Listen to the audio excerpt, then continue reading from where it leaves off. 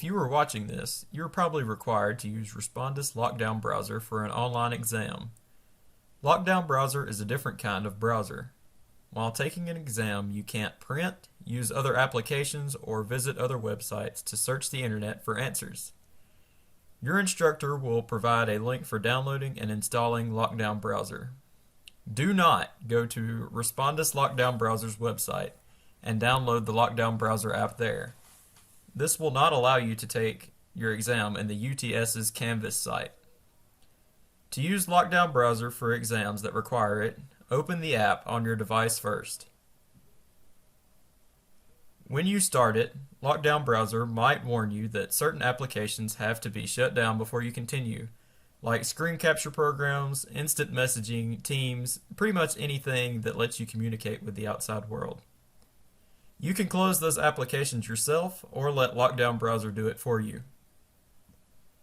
The browser will then go to the login page for Canvas. Log in like you normally do and locate the exam that requires LockDown browser. Remember, after the exam starts, you won't be able to do other things on your computer until you finish the exam.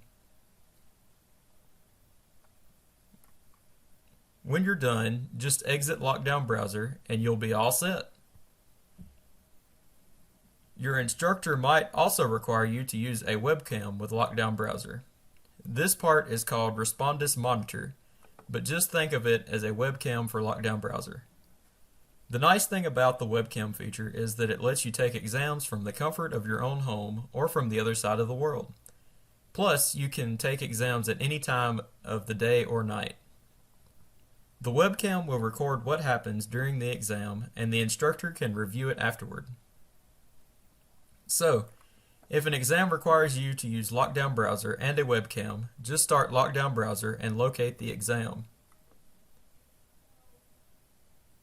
Before the exam starts, you'll be guided through a check to make sure your webcam is running properly.